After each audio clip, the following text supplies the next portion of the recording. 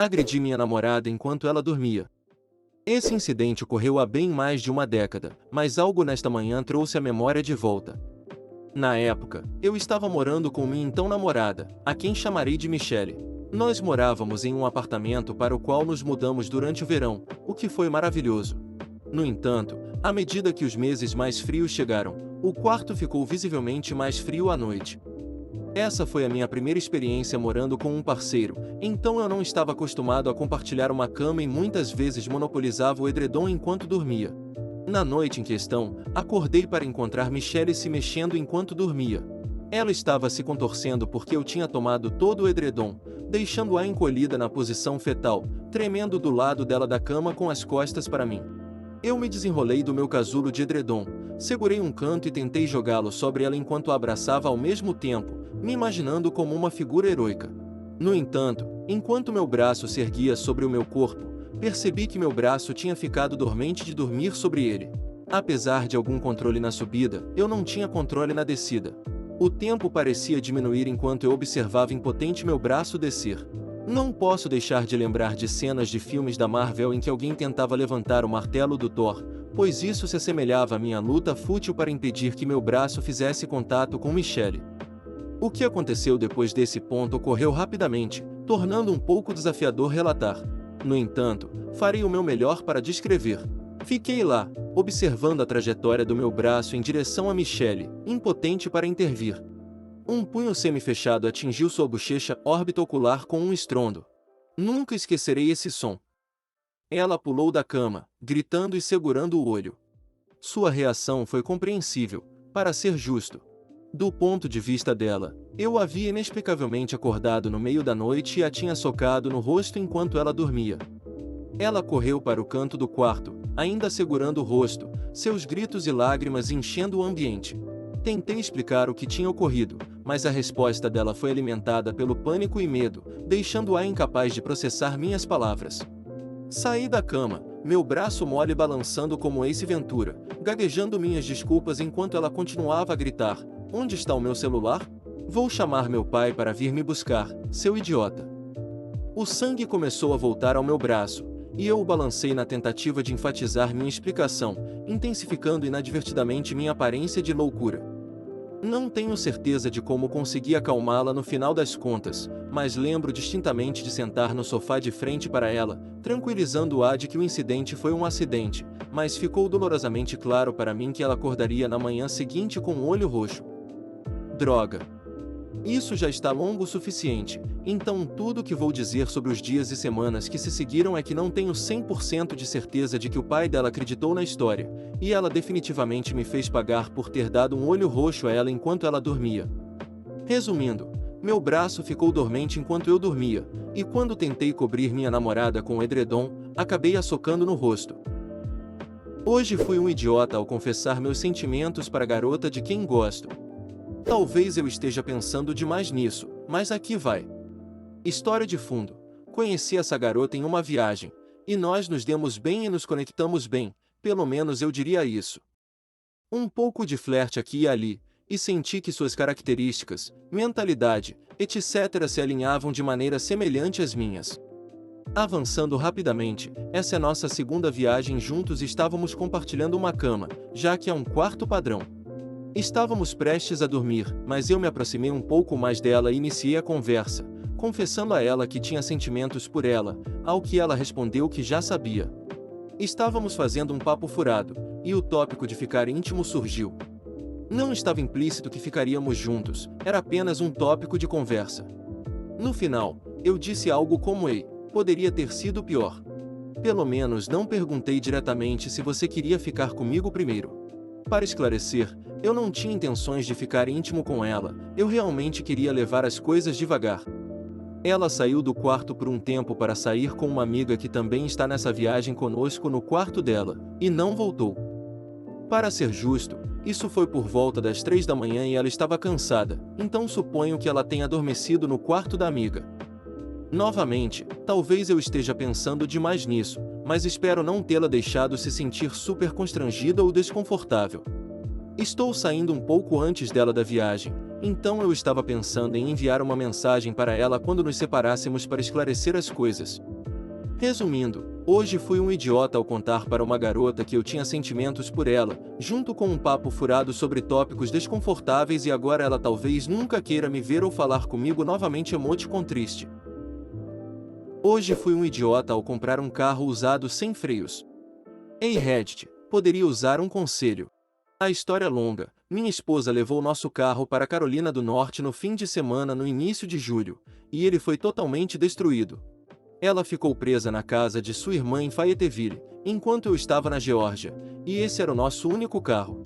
Ela encontrou uma caminhonete usada por um preço razoável, verificou com sua irmã, comprou e dirigiu para casa. Avançando 3 semanas depois, e ela está presa na oficina há uma semana devido aos freios falharem. Aparentemente, há um problema de ferrugem massivo. O mecânico, que foi honesto o tempo todo, está me dizendo que custará $3.000 para consertar completamente os freios e que esses serão apenas os primeiros problemas relacionados à ferrugem, e que o veículo não está seguro para dirigir em sua condição atual. Então, aqui está minha pergunta. Eu tenho um caso contra a concessionária por não ter revelado um problema de segurança grave, mesmo que o veículo tenha sido vendido como está. Aqui estão alguns pontos de informação que podem ser úteis. Minha esposa e sua irmã claramente se lembram de que minha esposa perguntou ao vendedor se havia algum problema, e eles disseram que não. Ela apontou que a buzina estava quebrada e eles tinham instalado um botão no lugar da buzina, e o vendedor respondeu com "esse é o único problema" e que a buzina era um conserto barato. A caminhonete claramente foi pintada com spray para encobrir a ferrugem. Não estava imediatamente aparente quando minha esposa comprou, mas em uma inspeção minuciosa é óbvio, pois tem se soltado. O mecânico com quem conversei esta semana disse que eles não puderam drenar o fluido de freio da maneira usual com medo de que partes do carro se soltassem devido à corrosão. A ferrugem não é um problema estético, algumas das linhas de freio foram substituídas recentemente e o mecânico acha que quem teve essa caminhonete antes de mim estava tentando consertar problemas com as linhas de freio. Ainda não recebi o título, e ao vasculhar outras avaliações desta concessionária no Google, descobri que esse é um problema comum. Minha esposa tem 23 anos e sua irmã está grávida e tem 26 anos. Os vendedores são 2 homens na casa dos 40 anos. Apenas importante para o contexto. Hoje fui um idiota ao transferir dinheiro para um amigo que não me responde mais. Estou na faculdade e tenho um amigo próximo que está inacessível há cerca de um mês até agora, e nada que eu faça, seja ligar ou enviar mensagens, recebeu qualquer resposta ou leitura. A conta dele foi vista pela última vez ativa há uma semana, mas eu não tinha nenhuma informação sobre a condição dele. Hoje, fui encarregado de lidar com a instalação elétrica em minha casa, e precisamos pagar $100, uma quantia considerável para o meu país em desenvolvimento, pela taxa de instalação. Durante a transferência, devido a algumas circunstâncias, tive que transferir o dinheiro da minha mãe para minha outra conta bancária primeiro, e ao escolher minha outra conta da lista, acidentalmente escolhi a conta do meu amigo, percebendo apenas depois que a transferência foi concluída. Então tive que explicar para minha mãe o que aconteceu e por que não posso pegar o dinheiro de volta tão cedo, e pedir a ela que transfira o dinheiro novamente para que eu possa pagar a taxa de instalação. Agora estou preso aguardando se meu amigo vai me responder ou vou sobreviver com 50% do meu estipêndio mensal por 2 meses. Resumindo, eu transferi acidentalmente dinheiro para a taxa de instalação elétrica para meu amigo com quem não consigo entrar em contato, e tive que explicar para minha mãe por que não posso pegar o dinheiro de volta tão cedo e pedir a ela para enviar o dinheiro novamente. Hoje fui um idiota ao ajudar uma mulher desabrigada. Essa é fresquinha, então ainda dói um pouco. Hoje cedo, acordei e descobri que estávamos sem leite. Precisando desesperadamente de um café, entrei no carro e fui rapidamente até a mercearia local. Agora, moro em um subúrbio relativamente bem de vida, mas desde a Covid tivemos algumas pessoas em situação de vulnerabilidade se mudando para a área. Estacionei o carro e entrei na loja. Enquanto cambaleava pelos corredores em direção às geladeiras de leite, vi uma mulher desabrigada. Descalça, cabelo desarrumado, camiseta folgada, olhos vermelhos. Peguei uma garrafa de leite e segui cambaleante até o caixa. Enquanto estava passando os itens, a mulher desabrigada entrou na fila atrás de mim. Os tempos estão difíceis e tive um desejo repentino de ajudar essa pobre mulher. Então, ao sair, peguei uma nota de $20, estendi a mão para ela e disse: "As coisas vão melhorar." Ela piscou surpresa e apenas me encarou. Então, de repente, ela começa a rir. Fiquei lá parado, sentindo-me bastante confuso, ainda segurando $20 estendido para ela pegar. "Eu não sou desabrigada", ela diz entre risadas.